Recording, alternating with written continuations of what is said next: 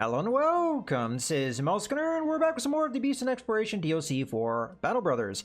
And I didn't check my crew for level ups after that one battle, but it looks like we have a couple. So let's look at Rambert here first.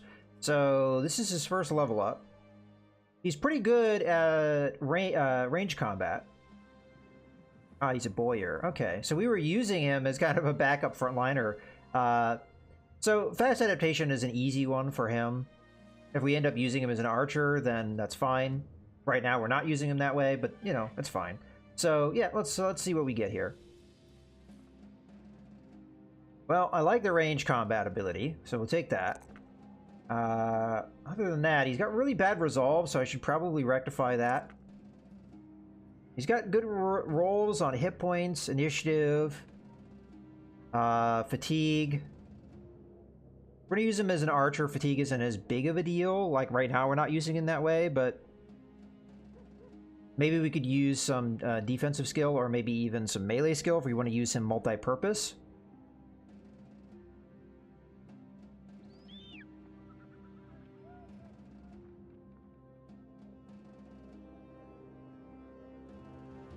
Unfortunately, we need a lot of these skills. The melee skill is not going to do him much good if he's used as an archer. But if we use him in a case like we are now, it actually does matter. And I think I'm going to lean towards that for that reason. So he doesn't have very good defense. I don't know if I like that.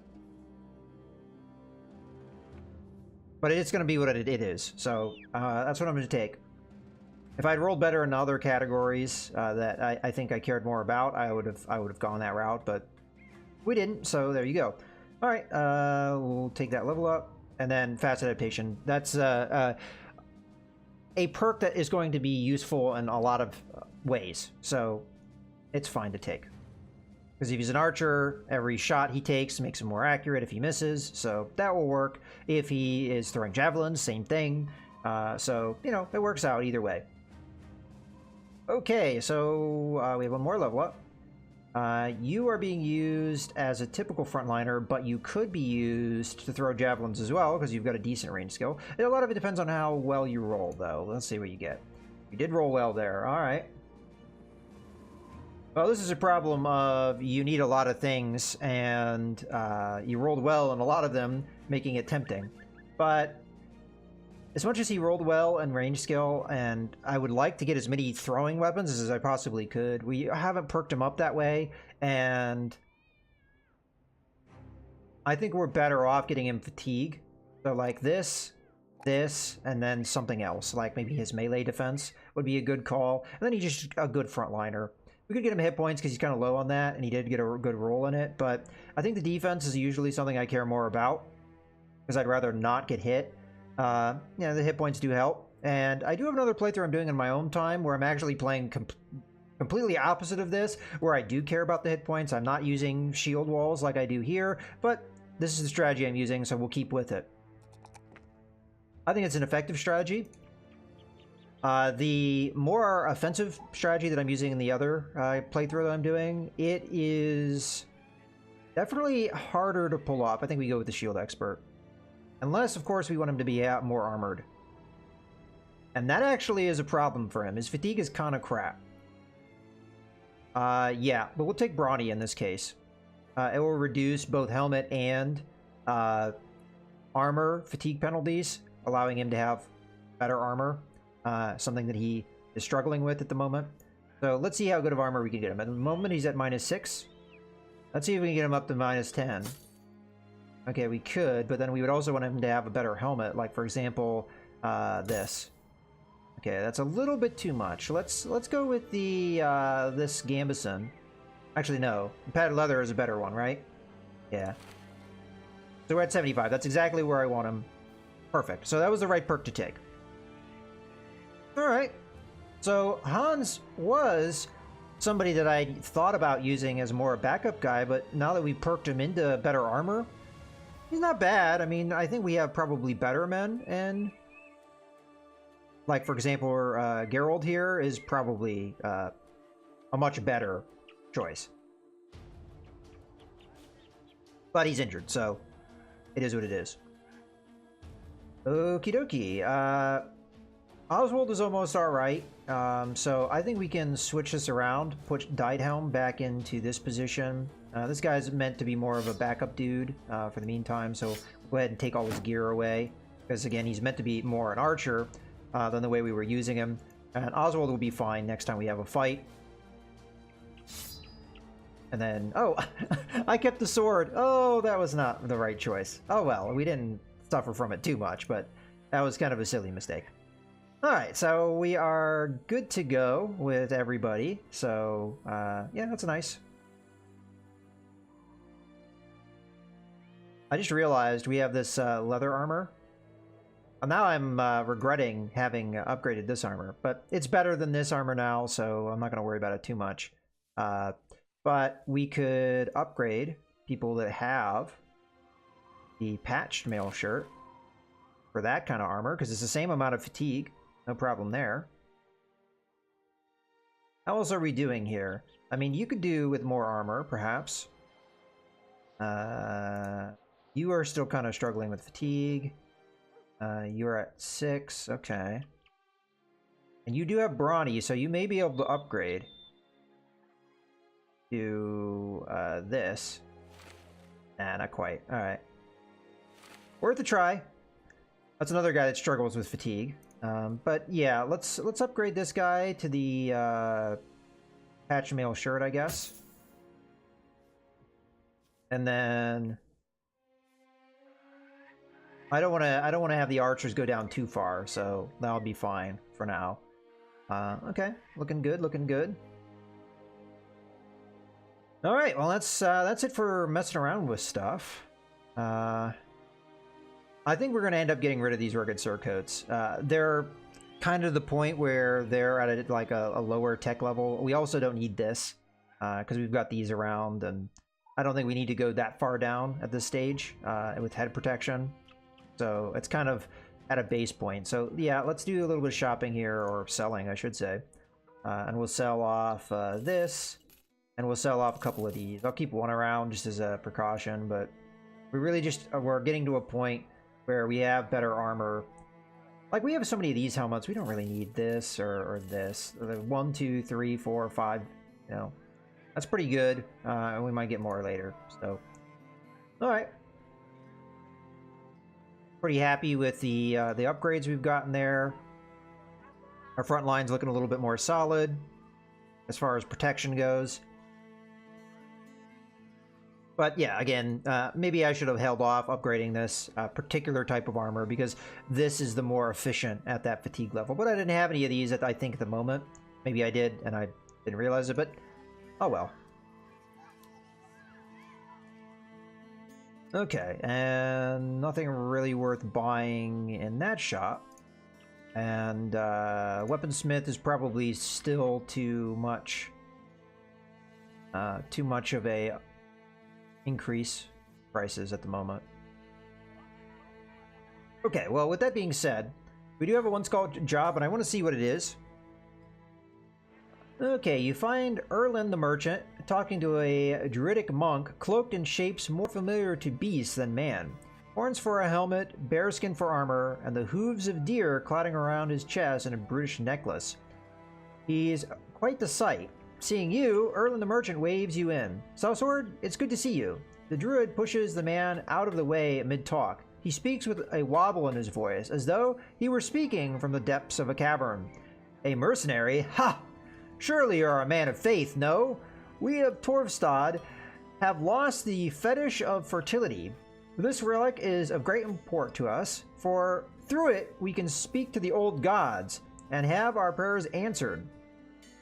It's been stolen away, in some manner or another, to the crumbling ruins. Go there and retrieve it. You glance at Erlin the Merchant, who nods. Aye, what he said. Talk money. He opens the palms of his hand. I'm 10 crowns, so before you ask, this is all I have. Well, we still need to be paid more. We always have to ask. Ah, see, so tight. Reasonable, you'll get 790 crowns when the contract is done. Alright, I accept your offer. That's interesting pay for a one-skull mission. But this is perfectly acceptable job, and this will get us what we're looking for, which is more relationship with these towns. Yeah, let's go ahead and leave. Where is this thing? Okay, it's off there in the open country, so let's just go down the road. And we'll go over to the crumbling ruins. I may want to wait until... Yeah. It's going to be nightfall before we get there, so... I mean, a lot of it depends on what the garrison is, but I don't think we're going to find out. Oh boy. Got undead killing brigands. Well, we'll let them do that. Okay, now we can see neither. Let's back off a little bit, because we don't want to be caught while we're camping. Let's see. How much longer is your injury going to last? 1 to 3 days? 1 to 4 days. Okay. Not likely going to get those guys back. This makes me think it's going to be undead. We probably really don't need to camp. And I hesitate to do so when we know there's enemy bands around.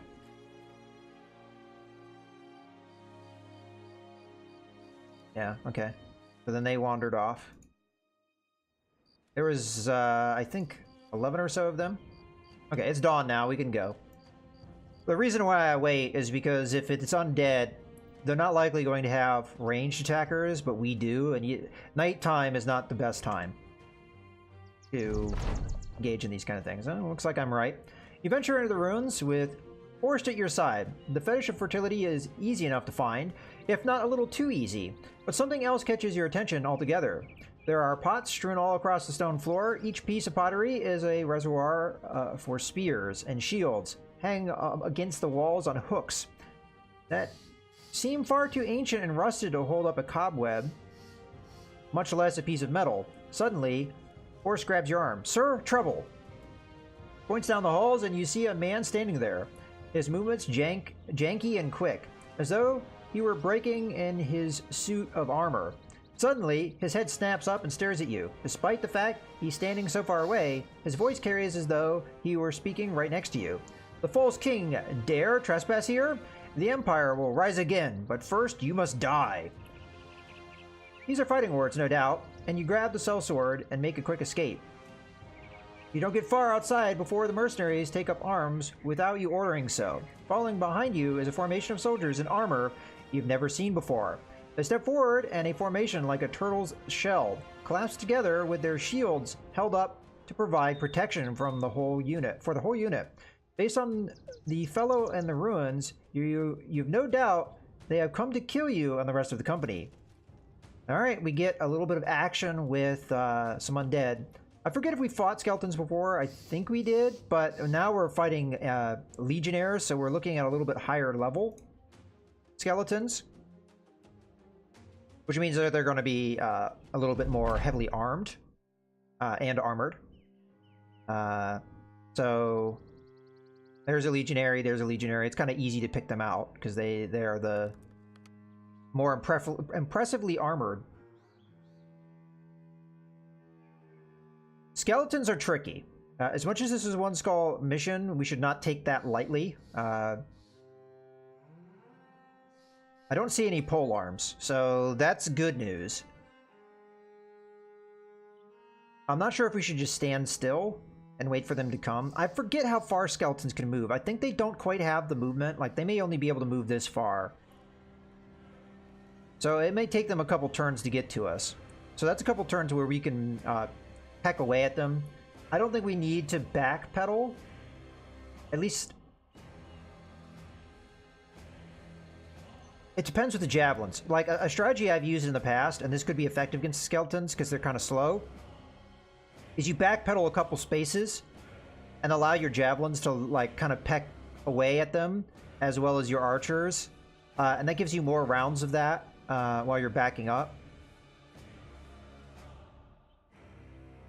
It's a thought. That would also tire my men out, which is the reason why I'm not sure I'm going to do it. Yeah, let's just hold. Because the biggest problem you have against skeletons is fatigue and morale. They don't have either, so they can wear you down if you're not careful. So we're going to keep holding here till they get closer, obviously.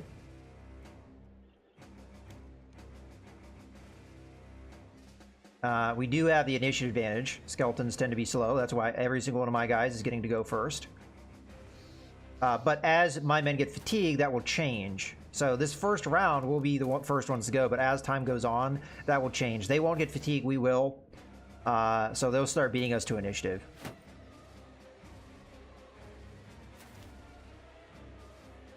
A big element of dealing with skeletons is the weapons you use. And we are not using really appropriate weapons to fight skeletons. So that's one of the problems that we're going to have to face here. Because skeletons are resistant to, like, piercing damage. But they take good damage against crushing damage. That's what you ideally want to use against them.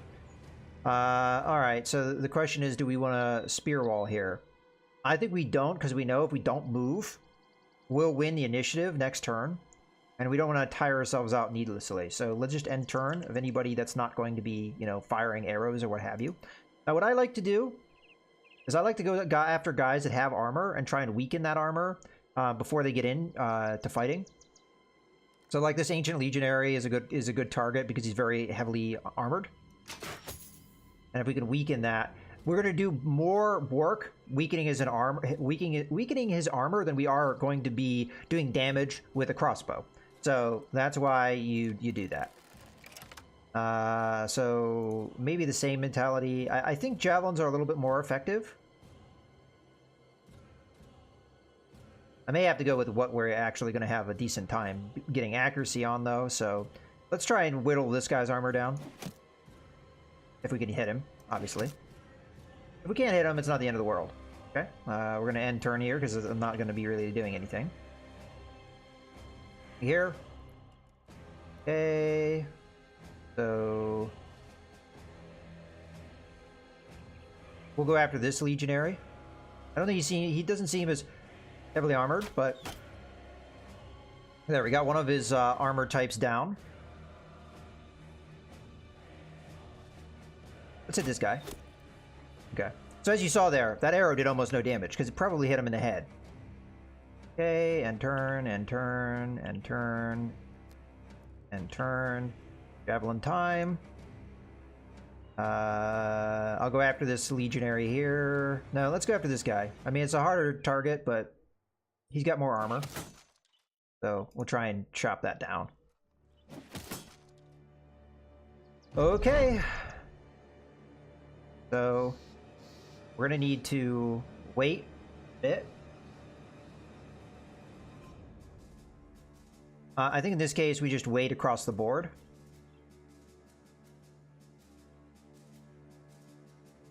Oh, a couple of them are going to beat me to initiative. That's unfortunate.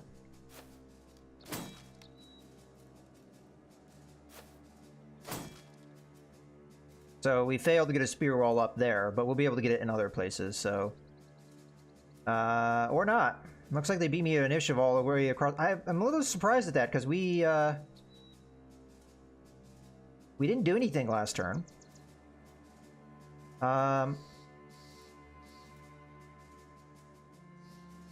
They're both going to be just as easy to hit. I think I'm going to go after this guy, though. The reason why I'm going after him... we did good damage there.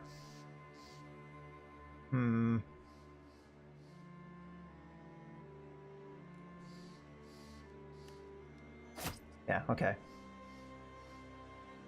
And then we're hold. And then we know they're going to come in.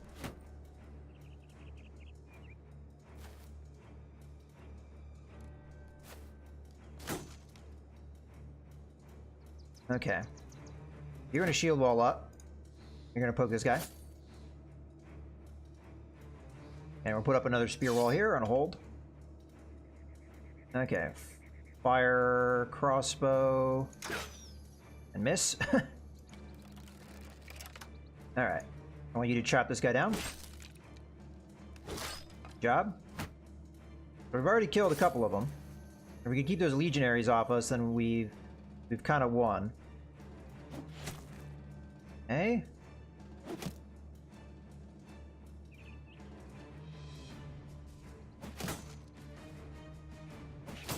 pecking away at that guy.